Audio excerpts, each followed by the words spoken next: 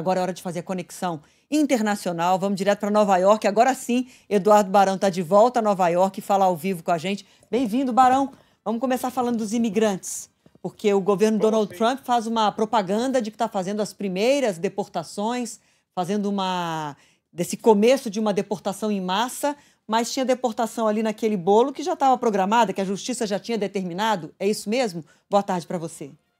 Olá, Adriana. Boa tarde para você, para o Renan, para todo mundo no Brasil. Propaganda, né, Adriana? A gente viu algumas imagens sendo divulgadas aqui pelo governo de Donald Trump com imigrantes acorrentados, algemados, entrando em aviões militares numa cena de deportação em massa, como prometido pelo presidente dos Estados Unidos. Inclusive, eu vi noticiário no Brasil, muita gente falando, olha, primeiro avião da gestão de Donald Trump já chegando em Minas Gerais, em Confins, e realmente, né, pela data, está chegando hoje à noite o primeiro avião aí no Brasil, mas era uma deportação já programada. No último dia 10, por exemplo, de janeiro, a gestão de Joe Biden mandou também um avião aí para o Brasil. Então, por enquanto, digamos assim, ainda é o resquício da política de Joe Biden, né? Para você ter uma ideia, na gestão do ex-presidente, foram 271 mil estrangeiros deportados só no último ano fiscal aqui nos Estados Unidos, e aí 1.900 brasileiros que voltaram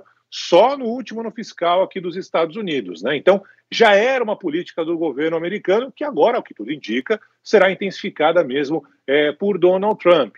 A Casa Branca passou o primeiro número oficial nas últimas horas, desde que Trump assumiu na segunda-feira, foram 538 imigrantes presos por aqui, mas é mais ou menos dentro da média mesmo que o governo do Biden estava fazendo. Então, digamos que tem uma propaganda de que começou essa deportação em massa, mas até agora os números mostram, inclusive nessa deportação para o território brasileiro, que tem sido mantida essa política, o que tudo indica, claro, vai ser intensificada nos próximos dias, próximos meses, como foi a promessa do atual presidente Donald Trump. Ô, Barão, o Renan já vai tratar de um outro assunto com você, mas só te fazendo uma última pergunta sobre esse tema. Aí nos arredores de Manhattan, muitos imigrantes, muitos brasileiros. Você, nas conversas que tem com as pessoas, você sente uma apreensão muito diferente? As pessoas estão com medo de repente, a polícia chegar no meio da noite, de chegar no meu trabalho e me prender. Como é que está o clima entre os imigrantes? Medo, paura, como diria minha avó italiana. Essa é a sensação de um momento por aqui.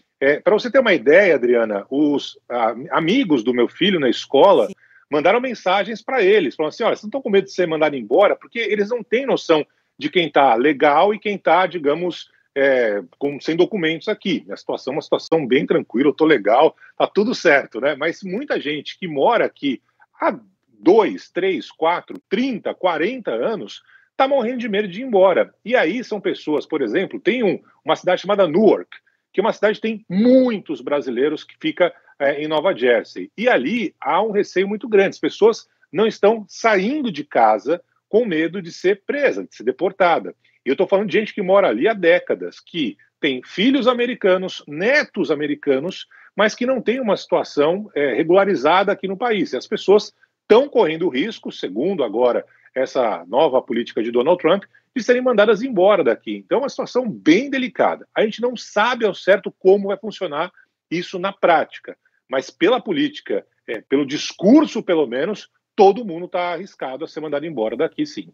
Torturante, né? Essas pessoas perderam a paz depois da posse do Trump, com esse medo de não saber exatamente como é que vai acontecer, como é que vai se dar essa medida anunciada. Barão, aproveitando sua participação aqui para falar de um outro tema que envolve a nova gestão aí nos Estados Unidos, uma possível conversa da China com o governo Trump para acordos comerciais, né? Renan, a gente sempre falou, né, que o Trump dá uma esticada na corda para depois voltar um pouco atrás e negociar e acabar tendo lucro, ganhando nessa história. E a China é o ponto da moda na economia, né? O governo Trump lá atrás, na primeira gestão, chegou a aumentar taxas de produtos chineses quando ele estava no poder, quando foi presidente. Agora, disse que repetiria assim que tomasse posse. Não fez isso e está dizendo que talvez valha a pena negociar com as empresas chinesas, para que as empresas chinesas tenham algum tipo de situação em que o governo americano acabe levando vantagem ou que os dois lados levem vantagem para um ou outro produto. E o governo da China topou negociar. Então, se trata de uma situação que pode ser resolvida por meio de algo que o Trump faz muito bem, que é conversar, negociar, ter alguma saída que não seja a taxação. A taxação, evidentemente, não seria interessante para as empresas chinesas, mas seria muito ruim para os consumidores aqui nos Estados Unidos, que poderiam ver os produtos mais caros nas prateleiras dos mercados, das lojas, muitos produtos chineses que são vendidos por aqui também. Então, essa decisão do Donald Trump, com a aceitação por parte do governo chinês, pode ser uma saída que vai evitar a taxação, e isso está repercutindo nas bolsas em todo o mundo, no dólar no Brasil, em outras partes do mundo também, que está despencando. Então, é aquela história que a gente já viu do Trump no primeiro mandato, está se repetindo agora também, de chutar uma bola lá no alto e depois ver que dá para bater no peito, negociar, que é um pouco a linha do Donald Trump. Pelo menos foi assim no primeiro e está se desenvolvendo assim nesse início de segundo mandato também aqui nos Estados Unidos. Tá certo, Barão, obrigada pelas suas informações, viu? E foi interessante, só voltando na imigração, foi interessante você colocar o que os amigos dos seus filhos mandam como mensagem. Tem 2 milhões, um pouco mais de 2 milhões de brasileiros vivendo nos Estados Unidos. A grande maioria absoluta está vivendo de forma legal, caso do Barão, caso de tantos brasileiros que vão trabalhar, que têm negócios lá, enfim.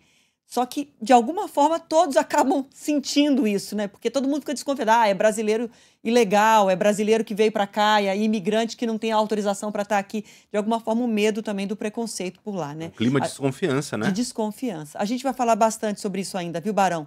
Obrigada demais e até mais tarde no Jornal da Band. Bom fim de semana. Até mais tarde. Valeu, pessoal. Obrigado. Valeu.